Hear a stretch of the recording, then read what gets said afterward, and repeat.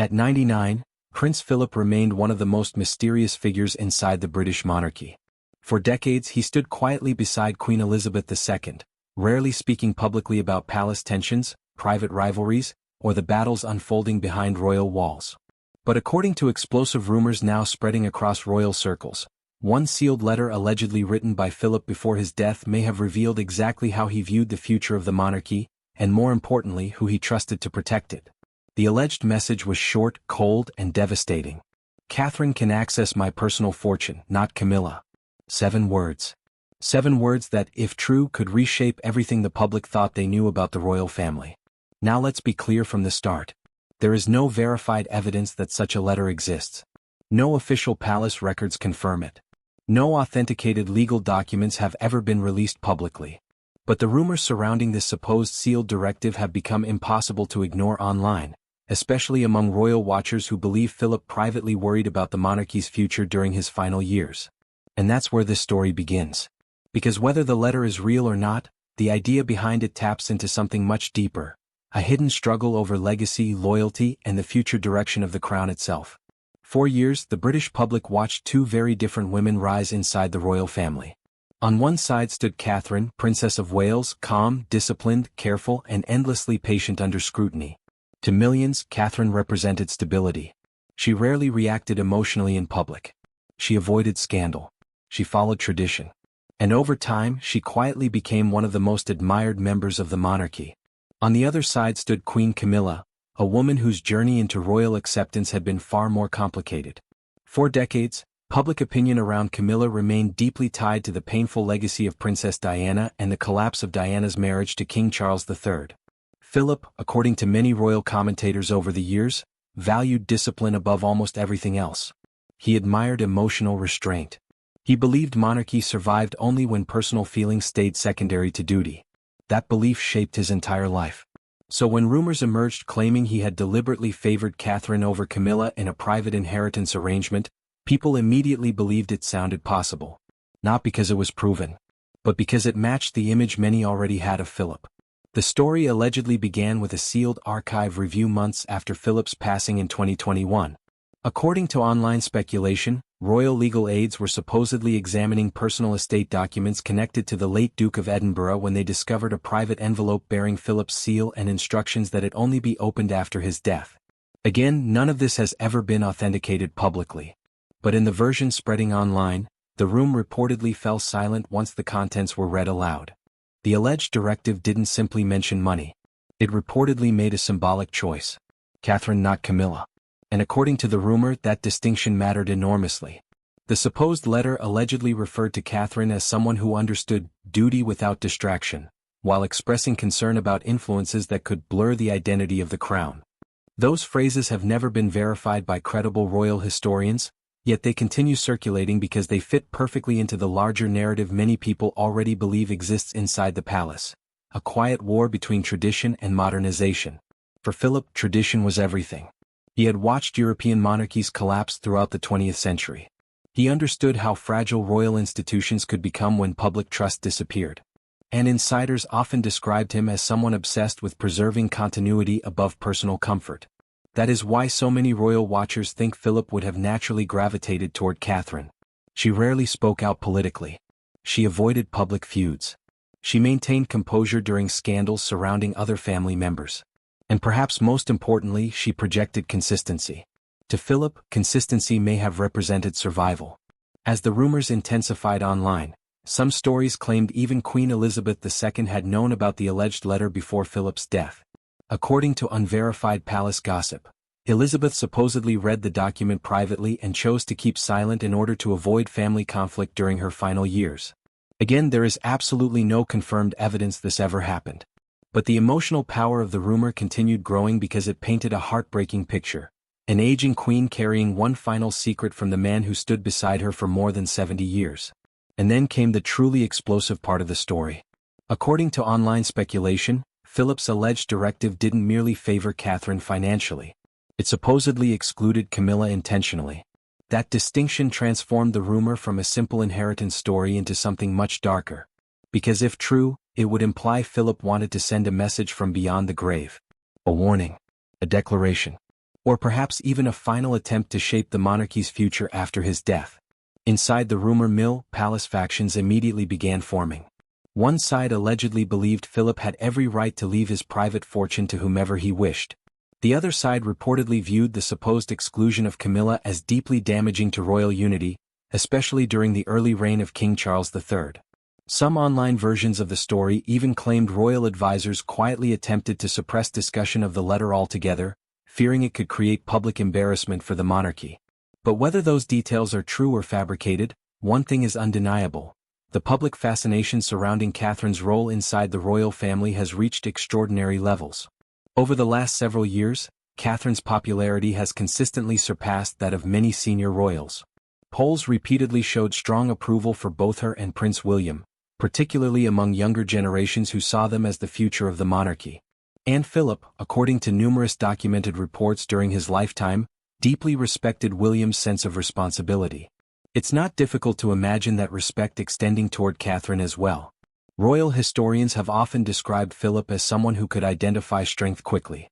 He admired people who endured pressure without complaint. Catherine's public image fit that ideal almost perfectly. While other royals became trapped in media wars, interviews, scandals, and controversy, Catherine remained remarkably disciplined. That mattered, especially to someone like Philip. As rumors surrounding the sealed letter spread, another theory began circulating online, that Philip may have viewed Catherine not simply as William's wife, but as the monarchy's long-term stabilizing force. In this interpretation, Catherine represented continuity. Camilla represented complication. Again, this is speculation, not confirmed fact. But it explains why the rumor exploded so dramatically across social media platforms and royal discussion forums. People weren't just reacting to a supposed inheritance dispute. They were reacting to what the story symbolized. The old monarchy choosing its future queen. The loyal newcomer over the controversial insider. Duty over history. Stability over emotion. Whether accurate or completely fictional, the narrative struck a nerve globally. According to some of the more dramatic versions of the rumor, Catherine herself supposedly reacted with shock after learning about Philip's alleged wishes. One online account claimed she reread the letter multiple times in private before discussing it with William. Other stories described William becoming deeply conflicted, torn between loyalty to his father and loyalty to his grandfather's final wishes. There is no evidence these conversations ever happened. But the reason people believe them so easily is because they align with what the public already perceives inside the royal family, layers of tension hidden beneath carefully controlled appearances. For decades, the monarchy survived by protecting its image of unity. But modern media changed everything. Now every glance, every silence, every seating arrangement becomes international analysis. And within that environment, rumors grow rapidly. Especially rumors involving inheritance, betrayal, and succession. One particularly dramatic version of the story claimed Philip had spent years quietly restructuring private assets and trusts to ensure portions of his wealth remained entirely separate from crown property. Supposedly, this allowed him greater personal control over where the money ultimately went. Legal experts have never confirmed such claims publicly. But the theory added another layer of intrigue to the rumor. Because if Philip intentionally separated assets from royal oversight, it would suggest long-term planning rather than an emotional last-minute decision. That idea fascinated royal observers. Philip was known for military precision. He rarely acted impulsively. If he truly wanted to leave a symbolic message, many believed he would have done so carefully and strategically. As speculation intensified, online discussions increasingly framed Catherine as the monarchy's chosen protector. That phrase appeared repeatedly across royal forums and commentary videos. And the symbolism surrounding Catherine only grew stronger after her public health struggles in recent years drew widespread sympathy and support worldwide. To many royal supporters, Catherine came to represent resilience under pressure, exactly the type of figure Philip allegedly admired. Camilla, meanwhile, remained a far more divisive figure publicly. Although she gradually gained greater acceptance over time, lingering resentment connected to Princess Diana never completely disappeared among sections of the public. That emotional divide fueled the rumor even further. Because in the public imagination, Philip choosing Catherine over Camilla felt emotionally believable. And believability is often enough for rumors to thrive. As the story evolved online, another dramatic claim emerged. That Philip's alleged instructions extended beyond inheritance and into legacy preservation itself. According to the rumor, Philip supposedly envisioned Catherine helping guide the monarchy into the era of Prince George of Wales. This idea transformed the narrative from a family disagreement into a generational strategy. Some storytellers even claimed Philip believed George's future depended heavily on Catherine's influence and values. Again, there is absolutely no verified evidence for this. But psychologically, the story resonated.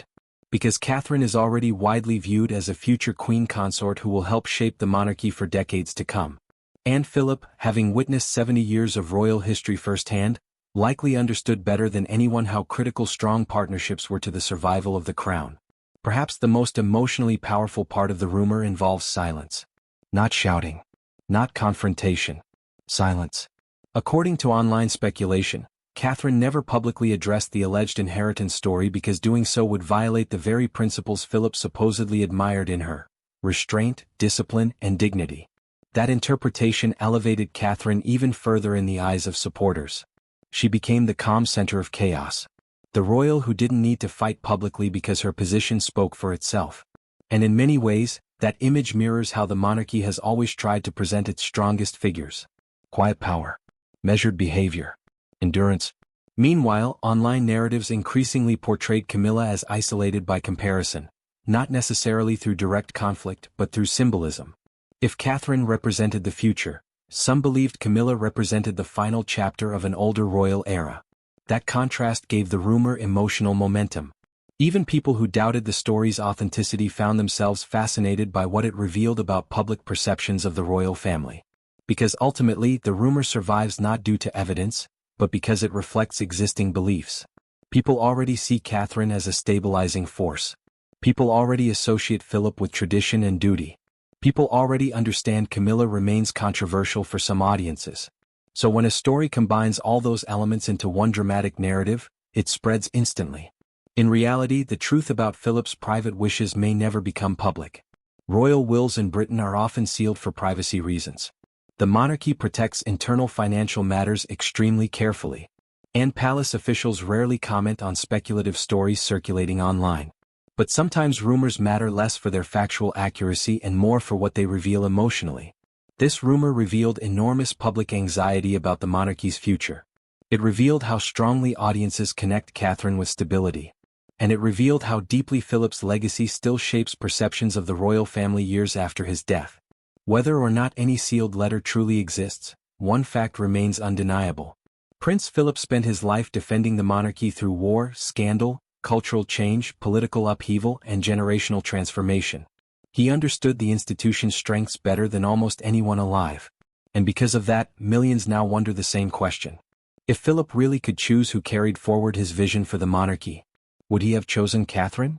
Or is this entire story simply another modern royal myth created by the internet's endless fascination with palace drama?